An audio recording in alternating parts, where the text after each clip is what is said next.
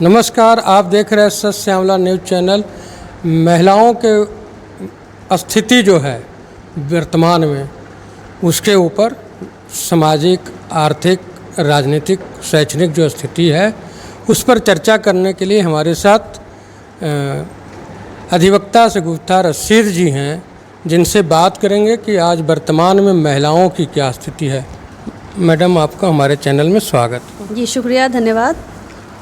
आप महिला समाज से हैं, आप हम लोगों से बेहतर अनुभव करती होंगी कि वर्तमान में जो बिहार है, बिहार में लड़कियों की शैक्षणिक स्थिति क्या है? देखिए, शैक्षणिक स्थिति अगर देखा जाए तो बिल्कुल ख़राब है, क्योंकि 80% जो मिडिल क्लास फैमिली और हाशिए के जो लोग फैमिली हैं वो लोग रहते हैं, और वो लोग बिल्कुल अफोर्ड नहीं कर पाते कि वो बड़े बड़े वो कॉन्वेंट स्कूल में जहाँ पे 10,000, 15,000 और 5,000 फ़ीस है वो दे पाएँ, या सालाना 5 लाख 10 लाख डोनेशन दे पाएँ, या जो बुक्स के जो इतने बड़े बड़े मोटे मोटे बिल हैं, ड्रेस के मोटे मोटे बिल हैं, वो भर पाएँ। तो कहीं ना कहीं सरकारी स्कूल की व्यवस्था ख़राब होने के कारण जो हमारे बच्चियां हैं, जो मिडिल क्लास की बच्चियां हैं, जो लोअर क्लास की बच्चियां हैं, परिवार की बच्चियां हैं, वो शिक्षा से वंचित हो रही हैं, और वो पिछड़ रही हैं, पिछड़ी जा रही हैं, और जिस कारण वो सफ़र कर रही हैं, और माएँ उनकी बहुत कम उम्र में शादी कर दे रही हैं। तो इससे बहुत सारे जो समस्याएं उत्पन्न हो रही हैं। पुरुष के अलावा यानी बच्चों जो हैं, लड़के के अलावा लड़कियां आज भी कुपोषण के शिकार हो जाती हैं। इसका मुख्य वजह आप क्या मानती हैं? देखिए, मुख्य वजह ये है कि आज भी अगर आप सर्वे करेंगे तो आप देखेंगे कि जो परिवार की महिलाएं हैं वो बोलते हैं कि हमारी हाँ ये हमारा वारिस है, ये हमारा बुढ़ापा पूरा देखभाल करेगा, तो इसको खिलाओ, इसको बाहर जाना है कमाना है, इसको खिलाओ। लेकिन जितना वो कमाने में जो एनर्जी लॉस होता है ना, उससे कहीं गुना आप देखिएगा कि घर के कामों में लॉस होता है। और बायोलॉजिकल लड़कियां जो पीरियड्स होती हैं उसके कारण वो एनीमिक होती हैं, या जो बच्चियां डेवलप करती हैं उस समय उनको पोषण की ज़रूरत होती है, एक्स्ट्रा पोषण की ज़रूरत होती है, जिससे वो उनको नहीं मिल पाता है, इसलिए वो कुपोषित होती हैं। आप वर्किंग वुमेन हैं, आप को क्या लगता है कि जो महिलाएं काम कर रही हैं उन्हें काम करने की आज़ादी कार्यालयों में है? मिली तो है, लेकिन अभी भी कहीं ना कहीं बहुत उनका रेशियो कम है, बराबरी तो बिल्कुल नहीं है, और काम में भी नहीं है, काम भी उनके ऊपर बहुत बर्डन रहता है, और सैलरी भी मेन ये है कि जो सैलरी उनका वेतन है, वेतन भी पुरुषों के मुकाबले वो काफ़ी कम होता है। वो बोलते हैं वो तो महिलाएं हैं, उन्हें क्या है, पुरुष को घर चलाना होता है। कार्यालयों में ऐसा होगा, सरकारी कार्यालयों में तो वेतन दोनों के बराबर। हाँ, सरकारी कार्यालयों में वेतन बराबर हैं, लेकिन वर्कलोड तो कहीं ना कहीं वो बढ़ जाता है, और प्लस जैसे उनके साथ और बहुत सारे मिसबिहेव्स होते हैं जो मैं देखती हूँ एज अधिवक्ता। मैं सुनती हूँ महिलाओं को, मैं जानती हूँ, तो इन सब चीज़ों को वो सफ़र करती हैं। महिलाओं को जो खास करके वर्किंग वुमेन हैं, उन्हें घरों में भी काम करना होता है, फिर बाहर ऑफिसों में भी काम करना होता है। तो इस तरह की जो समस्याएं उनकी आती है, उस समस्या के आप किस रूप में देखती हैं? वो हमारी चुनौती है, हमारी शक्ति है, और हमारी ताकत है, ठीक है ना। तो जैसे मैं अपना पर्सनल बताऊं तो मैं 5:30 बजे उठती हूं, और नॉन स्टॉप मैं 12 बजे रात तक काम करती हूं। तो मुझे नहीं लगता कहीं से मैं थकती हूं, क्योंकि मैं जो काम करती हूं ना, ये मुझे बूस्टअप करता है, मुझे एनर्जी देता है, मुझे पावर देता है। तो मैं इस चैनल के माध्यम से अपनी महिलाओं को बताऊंगी कि बिल्कुल आप निराश ना हो, आप अपने सारे दायित्व को निभाते हुए खुद के पैर पे आप स्टैंड हो सकती हैं, आप बहुत कुछ कर सकती हैं। बहुत समय है, सुबह 5 से लेकर रात के 12 बजे तक आपके पास इतना समय है, और आप आराम से प्लान वे में आप कर सकती हैं उसको, लेकिन प्लान वे में आपको करना होगा। आप वैसे परिवार से हैं जहाँ पर्दा ज़्यादा पसंद किया जाता है, उसके बाद आप राजनीति में आई, आपको समाज के लोगों से कॉपरेशन मिला? देखिए, कॉपरेशन तो मिला, लेकिन निगेटिव, वही निगेटिव कॉपरेशन जो सहयोग है, जो उनका नज़रिया था, निगेटिव नज़रिया, उसको मैंने चैलेंज के रूप में लिया। उन्होंने जो निगेटिव थॉट्स बनाया, जो निगेटिव नज़रिया बनाया, जो निगेटिव वर्ड्स यूज़ किए, मैंने उसको अपनी एनर्जी बनाया और मैंने कहा कि मैं साबित करूँगी कि यू आर रॉन्ग, और उसी वे में मैं चलती गई। और मैं अल्हम्दुलिल्लाह आज मैं एक एडवोकेट हूँ और एक इस राजनीति के सफ़र में मेरी शुरुआत है। मैं एक थिएटर आर्टिस्ट रह चुकी हूँ 11 साल की उम्र से, 1994 से। वो मैंने जिया है, एक अच्छा लाइफ जिया है, उसको मैं मिस करती हूँ। मैं एक माँ हूँ, 2 बेटी की माँ हूँ। मैं एक हाउसवाइफ भी हूँ, एक वर्किंग लेडी भी हूँ, वुमन भी हूँ। मुझे बहुत मज़ा आता है, मुझे इतना मज़ा आता है कि मैं बता नहीं सकती हूँ। किसी भी धर्म समुदाय में, वो हिंदू हो, मुस्लिम हो और जो भी हैं, उसके बड़े जो धनाढ़ लोग हैं, जैसे अब अभियंता को ले लीजिए या फिर ये गायक हैं, नायक हैं, उनके घराने की लड़कियां अगर पर्दा नहीं करती हैं, पर्दा नशी नहीं है, तो उनके ऊपर कमेंट करने वाला कोई नहीं। लेकिन मिडिल फैमिली, लोअर फैमिली के लड़कियों को कमेंट करते हैं लोग। इस तरह का भेदभाव कब तक? देखिए, ये तो मेंटालिटी है, इस पे ध्यान नहीं देना चाहिए, बिल्कुल नहीं। जो हमारी बहनें हैं, जिन्हें बस आप अपने जिस्म को ढके रखें, बाकी आपको जो पहनना है आप पहने, नकाब पहनना पहने, नहीं पहनना नहीं पहने, जो बोलते हैं उनको बोलने दीजिए। आप अपना जो लक्ष्य बनाई हैं उस पे चलिए, बस उस लक्ष्य से आपको भटकना नहीं है। अपने दृढ़ निश्चय बनाकर अपने जो सफ़र जो तय किया है उस लक्ष्य पे आप चलिए, इंशाल्लाह आपको कामयाबी मिलेगी। और जो लोग अभी आपको बोल रहे हैं, जो भी बोल रहे हैं, जो भी निगेटिव वर्ड्स बोल रहे हैं, देखिएगा एक दिन वही आपके आगे मैम और सर और वो इज़्ज़त आपको देंगे। बस अभी आप उनकी बात ना सुनिए, इग्नोर करते जाइए, आप हताश ना होइए, उसको आप एनर्जी बनाकर चलिए कि मैं इनके जो थॉट्स हैं, इनके जो वर्ड्स हैं, मैं इसके जस्ट विपरीत करूँगी, मैं इन्हें दिखा कर रहूँगी कि मैं क्या हूँ, मैं क्या कर सकती हूँ। आप स्ट्रगल कर रही हैं, अधिवक्ता बनी हैं, आप NGO चला रही हैं, राजनीति में भी हैं। अपने समाज यानी महिलाओं के लिए, खास करके जो अभी नवयुवतियाँ हैं, उसके लिए क्या संदेश देना चाहेंगे? देखिए, संदेश ये है कि आजकल की अभी 2-4 सालों से ये ट्रेंड चला है कि महिलाएं खुद को समझने लगी हैं।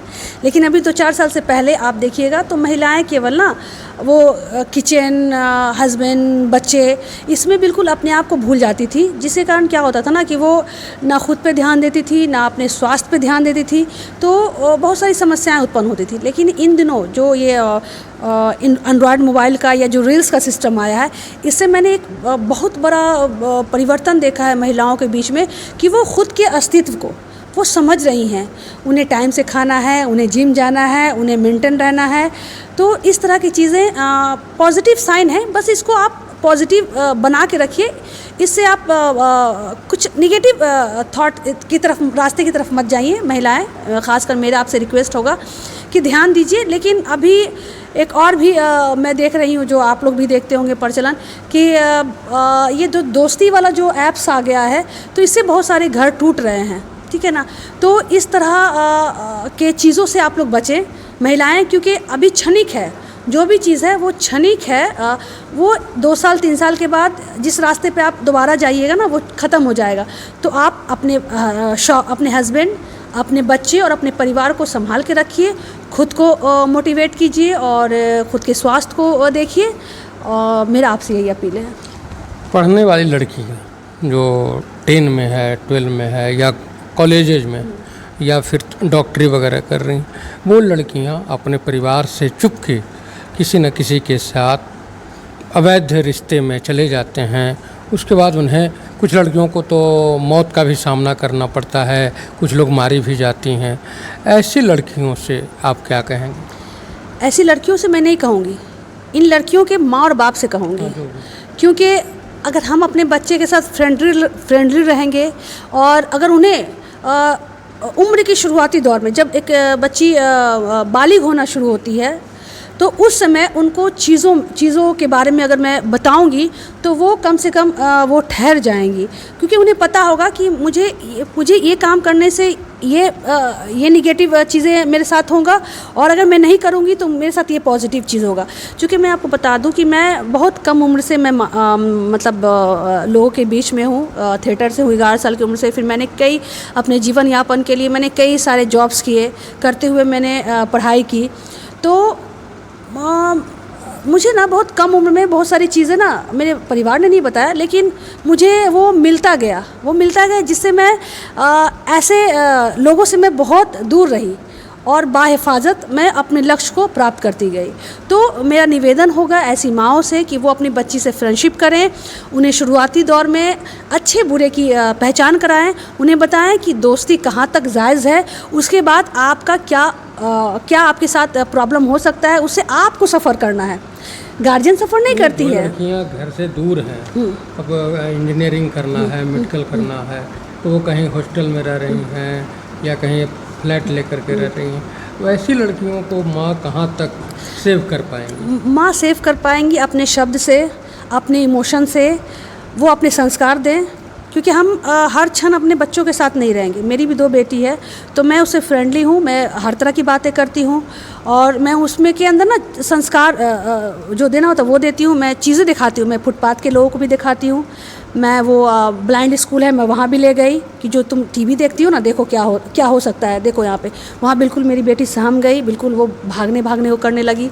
तो फिर मैं बहुत सारी चीज़ें मैं उसको दिखाती हूँ, मैं रोकती नहीं, मैं दिखाती हूँ, देखो इसका अंजाम क्या होगा। बाकी उसका अपना वो जो बुद्धि है वो काम करेगा। और वैसी मैं जो लड़कियाँ हैं जो एडल्ट हो चुकी हैं, जो बाहर में हॉस्टल में हैं, तो वो अपने आप को अपना केयर करते हुए, बहुत सारे ऐसे चीज़ें हैं उसको आप उसका केयर करते हुए, आप किसी की झांसे में ना आते हुए, आप अपने आप को सेव करते हुए आप अपने लाइफ को आगे बढ़ा सकती हैं। मर्द के भीड़ में औरतों को काम करना कितना मुश्किल है या कितना आसान? मुश्किल बिल्कुल नहीं है, बिल्कुल आसान है। जैसा मैंने आपको पहले भी बताया कि मैं बहुत कम उम्र से मर्दों के बीच में हूँ। मैं जब सिटी इप्टा में थी तो सारे मर्दों के बीच में 3 लड़कियाँ हुआ करती थी, मैं, मेरी छोटी सिस्टर, एक कामनी नाम की लड़की थी वो। तो अगर मैं सही रहूँगी तो सामने वाला आपका रिस्पेक्ट करेगा ही, क्योंकि मर्द जो होते हैं ना, क्योंकि मेरे सारे फ्रेंड मैं बता दूं मेरी लड़कियों से नहीं पटती है, मेरे सारे फ्रेंड जो हैं वो बॉयज़ हैं। तो मैं बहुत गहराई से मैंने उनको देखा है, जाना है। तो मर्द कभी वैसी लड़कियों को अपने हत्थे नहीं लेते जो शरीफ होती हैं। वो कहीं ना कहीं इंडिकेशन देख लेते हैं कि सामने वाले का क्या इंडिकेशन है, क्या नज़रिया है, तब वहाँ पे वो पहल करते हैं। तो मेरी बहनों से ये रिक्वेस्ट है कि वो अपने आप को स्ट्रॉन्ग बनाएं, अपने इमोशन पे काबू रखें और अपने लक्ष्य पे ध्यान दें।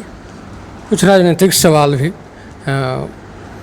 यहाँ महिला संवाद चल रहा है, नारी की सशक्तिकरण भी हो रही है, उसके बाद भी नारियाँ कमज़ोर हैं आर्थिक रूप से, शैक्षणिक रूप से और राजनीतिक रूप से। इस पर आप क्या कहेंगे? क्योंकि उन्हें एक तो फैमिली से सपोर्ट नहीं मिल पा रहा है, क्योंकि फैमिली से अगर सपोर्ट मिले तो महिलाएं आज आसमान छू रही हैं। आप देख लीजिए, जिन महिलाओं के परिवार उनके साथ खड़े हैं, वो एक अगर रिक्शा चलाने वाले हैं, वो अपनी बेटी का सपोर्ट कर रहे हैं तो वो IAS बन रही है, ठीक है। कोई अगर अभी मैंने देखा एक पायलट वो बन गई लड़की, उसके फादर भी बहुत मिडिल क्लास परिवार के थे। ऐसे कई एग्जाम्पल हैं जिनके फादर ठेला पे वो सब्जी बेच रहे हैं और वो अपने बेटी को खासकर वो IAS बन गई, डॉक्टर बन गई और वो पायलट बन गई, एयर होस्टेस बन गई। तो फैमिली का सपोर्ट कहीं ना कहीं बहुत मायने रखता है कि वो सपोर्ट करें और वो अपनी बच्चियों को आगे बढ़ाएं, क्योंकि कहीं ना कहीं उनका सपोर्ट उनके लिए फ़ायदेमंद है। कल वो कुछ कर जाएगी तो वो उनके साथ ही खड़े रहेगी। वो उनके, जैसे कहते हैं ना कि लड़का हमारे बुढ़ापे का सहारा है, तो ऐसा नहीं है। आप देखिए बहुत सारे वृद्धाश्रम में देखिए माँ बाप जो IAS है, जो मैंने देखा जस्टिस, हाई कोर्ट के जस्टिस है, वो वहाँ वृद्धाश्रम में पड़े हैं। उन्हें क्या पैसे की कमी, उनके पेंशन भी आ रहे होंगे, ठीक है, उनके बच्चे कहीं ना कहीं विदेश में होंगे, वो वहाँ पे वृद्धाश्रम में पड़े हैं जनरल लोगों के साथ, ठीक है। ठीक है। तो ऐसा कुछ नहीं है, लड़का लड़की बराबर है, आप दोनों पे ध्यान दीजिए। लड़कों से बेहतर लड़की आपका बुढ़ापे में सपोर्ट करेगी, आपको सहारा देगी, आपको अंतिम शमशान घाट तक वो आपको कंधा देकर जाएगी और आप बाफिक्र आप गर्व से आप कहेंगे। पंचायती राज में और निकाय चुनाव में 50% आरक्षण महिलाओं को दी गई है। क्या इस आरक्षण के बावजूद महिलाएं अपने अधिकार का उपयोग कर रही हैं? कर नहीं पा रही, मिला तो है लेकिन कर नहीं पा रही हैं, क्योंकि समाज परिवार वहीं पे आके महिलाएं फिर अटक जाती हैं। परिवार, जब परिवार साथ नहीं खड़ा रहेगा तो महिलाएं कुछ नहीं कर पाएंगी। परिवार खड़ा है तभी तो वो मुखिया बन रही हैं। बिल्कुल, मुखिया तो बन रही है, बनने के बाद वो अपना अधिकार जो है वही पति या वही मैं क्या बोलूँ, उनको नहीं मिल रहा है। एक तो आपको मिल रहा है ना, तो आप एक डम्मी हैं, तो कहाँ आपका अधिकार मिला? अगर आपको मिला तो आप खुद उसको ये कीजिए ना, रूल कीजिए। लेकिन आप चेहरे में हैं, आप पोस्टर पे हैं, पीछे में आपके जो मेल पर्सन है वो आपको गाइड कर रहे हैं। तो ये हम नहीं कहेंगे कि हमें मिला है, आज़ादी मिला है, वो अपने लिए इस्तेमाल कर रहे हैं। और ऐसी महिलाओं को बिल्कुल ही अवॉइड करना चाहिए कि हम पे वो रूल करें, हम पे वो हमारे लिए वो रास्ते बनाए, नहीं। तो उन्हें अवॉइड करना चाहिए कि अगर मैं बनूंगी तो फिर मैं अपने हिसाब से मैं उसको काम करूंगी। अभी बिहार में महिलाओं के लिए नीतीश जी बहुत सारे काम किए हैं, जैसा वो बताते हैं। क्या आप उनके कार्यों से संतुष्ट हैं? बिल्कुल नहीं। आप उनका वो लिस्ट फहरिस्त है, आप देख लीजिए। शराबबंदी वाला मामला, उसमें क्या हुआ? उसमें तो और शराब के माफिया पनप गए। आप छोटे छोटे मोहल्ले में जो बच्चे जो ऐसे बैठे रहते थे, 10-20 रुपये के तरसते थे, आज आप उनको देख लीजिए, उनके हाथ में बड़े बड़े एप्पल के मोबाइल, गले में मोटे मोटे सोने के चैन, हाथों में चैन, उनके कई जगह ज़मीन हो गए। ठीक है, तो आप शराब बंद कर रहे हैं या फिर शराब के माफिया पैदा कर रहे हैं? लेकिन औरतें तो आपको वोट दी किस लिए? कि भाई शराब बंद होगा, हमारे मर्द की सेहत भी सुधरेगी, और जो पैसा शराब में जा रहा है, एक तो वैसे ही दिहाड़ी 400-500 रुपये लेके आते हैं, उससे ना घर चलता है, ना बच्चे पढ़ पाते हैं, ना उनका आगे का फ्यूचर कुछ सिक्योर हो पाता है, ना बेटी के लिए हम दहेज कुछ बना पाते हैं उसको देने के लिए। तो उन्होंने इस नाम पे वोट दिया था और नीतीश जी ने तो इस नाम पे वोट लिया था। लेकिन क्या हुआ आप देखिए, वो तो और 10 का 100 बना रहे हैं माल। आप देखिए, बेटी बचाओ बेटी पढ़ाओ क्या हो रहा है, सरकारी स्कूलों का क्या स्थिति है, क्या हाल है, सब उलट पुलट करके रखे हुए हैं। आप देख लीजिए, फिर आप बच्चियों की सेफ्टी का मामला देख लीजिए, उनके साथ आए दिन आप मतलब इतना दिल दहलाने वाला मामला होता है कि जो 6 महीने की बच्ची है, साल भर की बच्ची है, उनके साथ आप बताइए कितनी पीड़ा होती होगी। वो बच्ची, जो बच्ची 5 साल की है, जो भी डेवलप हो रही है, जिसके अभी पार्ट्स भी नहीं ठीक से बने हैं, और वो एक मामला मैंने आज से 1.5 साल पहले वो बच्ची के साथ सिपाही, 3-4 सिपाहियों ने उनके साथ, कहाँ वो 5 से 6 साल की बच्ची है, कहाँ वो लंबे चौड़े सिपाही। तो ऐसा दिल दहला देने वाला मामला होता है कि मतलब आप बर्दाश्त नहीं कर पाइएगा। आप अगर ये सोच लीजिए कि वो घटना अगर आपके घर की बच्ची के साथ घटे तो आप बिल्कुल हिल जाइएगा, काँप जाइएगा। मैं तो यही सोचती हूँ कि मेरी भी 2 बेटी है, अगर वो वैसी घटना मेरी बच्चियों के साथ हो तो मेरा क्या स्थिति हो, तो मैं तो बिल्कुल वो स्थिति बुरी हो जाती है मेरी। आप कानूनविद हैं, महिलाओं को जिन्हें कानून की आवश्यकता पड़े, आप उनको किस तरह से सहयोग कर सकते हैं?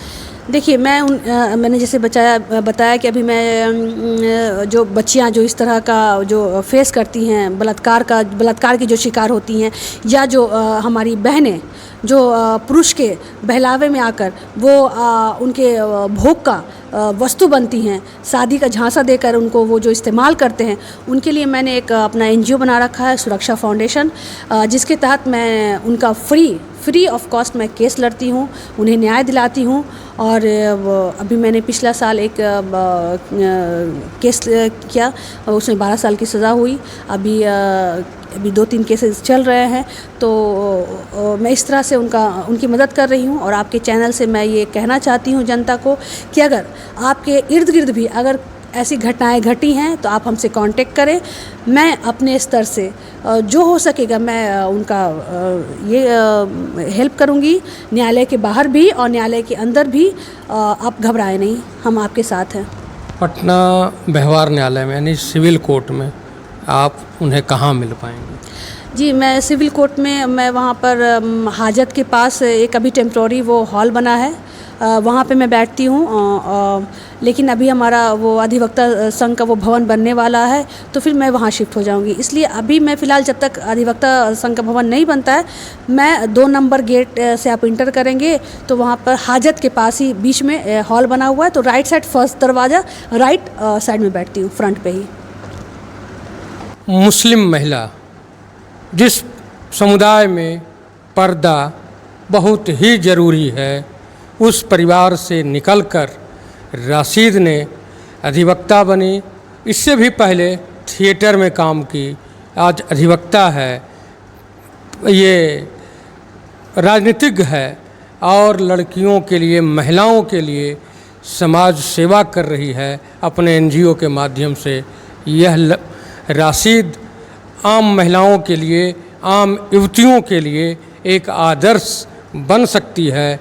आप महिलाएं अगर भटकती हैं, आप थोड़ा भी इधर उधर होती हैं, तो आप राशिद के इन बातों को जो इन्होंने मेरे साथ साक्षात्कार में कही हैं, उन्हें सुने और अपने आप को सही रास्ते पर ले जाने का प्रयास करें। अगर आपको 19-20 महसूस होता है, आप राशिद से मिल सकते हैं, मिले, इनसे अपनी व्यथा को सुनाएं, इनसे जो भी हो, इनके मोटिवेशन को लेकर आप भी अपने आप को लाभान्वित करें। मैडम, आपने जो समय दिया उसके लिए धन्यवाद। जी, शुक्रिया आपका भी कि आपने मुझे इस लायक समझा कि मैं आपके साथ अपनी जर्नी को शेयर कर सकूं। बहुत बहुत शुक्रिया, धन्यवाद। जुड़े रहें, सत्यामला को देखते रहें, हर एक मुद्दे पर बेबाक टिप्पणी आप तक पहुंचाते रहेंगे। धन्यवाद।